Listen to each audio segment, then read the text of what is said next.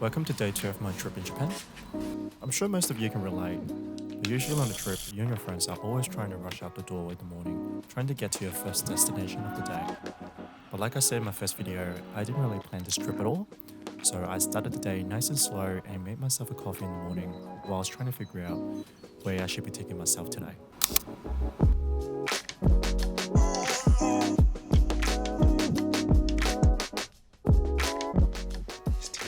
Whoa, jeez.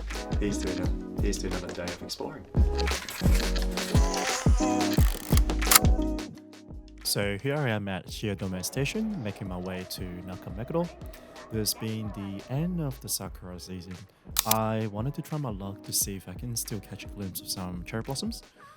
This particular spot during the peak season would have been packed with visitors, especially near the Sakura Bashi, where everyone's trying to take that iconic IG photo. But other than that, I've also heard that this area is quite chill, so I just decided to just hang around the area and just relax. After a quick break, I started making my way towards the Sakura Bridge, and I think my luck was not as bad as I thought it was, as I started seeing traces of cherry blossoms along the river. As I got to the bridge, there weren't many left on the trees, but lucky enough, I managed to catch some before they were all totally gone, so I reckon that was a pretty good day. With that was mission accomplished, and after one final look at this area, and then maybe a few more photos, I think it's time to say goodbye to this area. Throughout this trip, I've been posting these photos on social media, and one of the coolest things when you're traveling, especially when you're solo and have absolutely no idea what's happening or where to go, is getting friends messaging you telling you that they're also in the country. So I decided to go with the flow and meet up with a good friend of mine.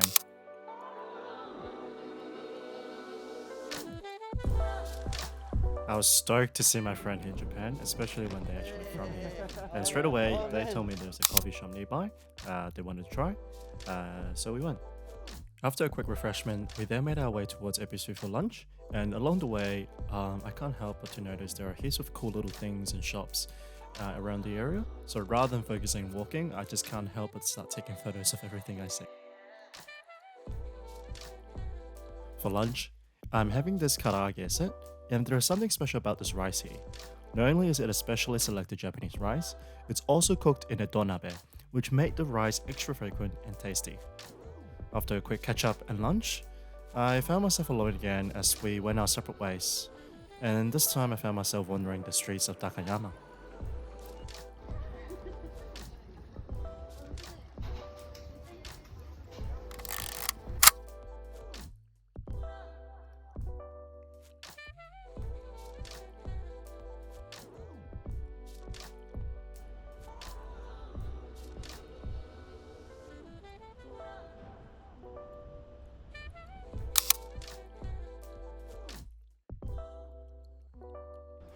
You might think that this is a lot of photos I'm showing, but really this is just a small portion of what I've actually taken that day, and I wish I can just show everything.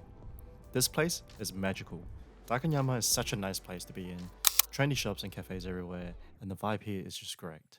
I wish I could continue, but after walking for about an hour or two, I am starting to get a little bit tired and I really just want to go grab a beer to quench my thirst.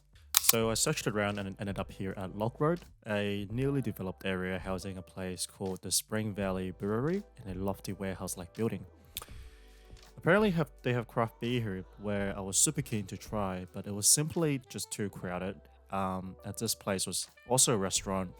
So being overwhelmed by the crowd and with no bar seats available for even one person, I decided to try another location at Ebisu Yokocho. But I wouldn't be me if I didn't get distracted by any photo opportunity, so I actually spent a good amount of time here taking some photos.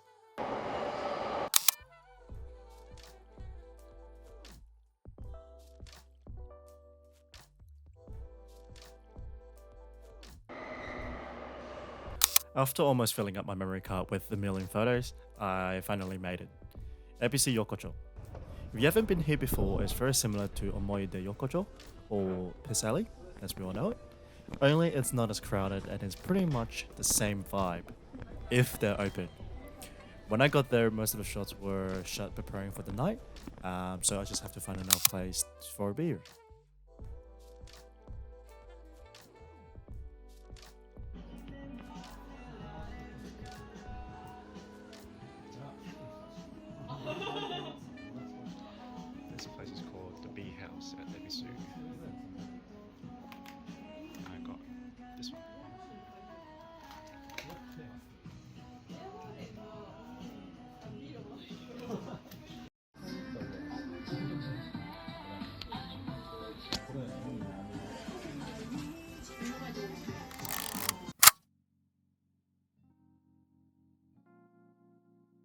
When I was taking these photos, I was simply following the general vibe that are of interest of me, and somehow I ended up back at Nakameguro again. And remember those friends that I met earlier?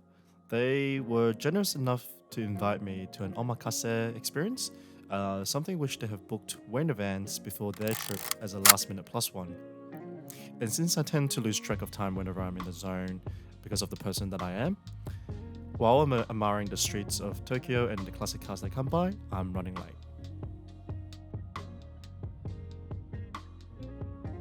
The photos I've taken and shown here does not do it any justice of how good this is.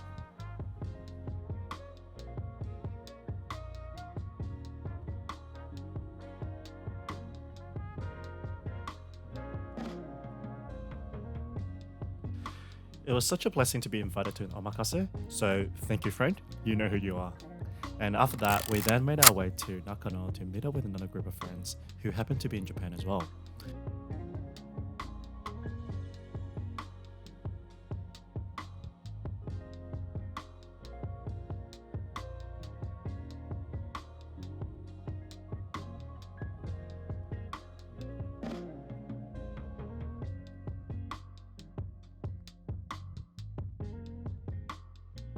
I was then introduced to Tachinomi, where it's a small bar where people stand and drink and mingle with each other. And here I met some good and interesting people over some delicious food and drinks.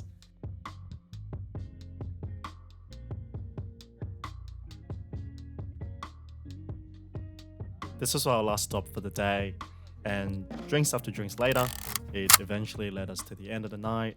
And from here, I had to run for my last train back to the hotel, and it was a bit of a close call. So thank you for watching this video, and I hope you enjoyed it. Please stay tuned for the next one that will come out. I'm still quite rusty with editing these videos, so if you got any suggestions, just let me know in the comments. See ya. Why'd you have to leave me? Get my life done changed.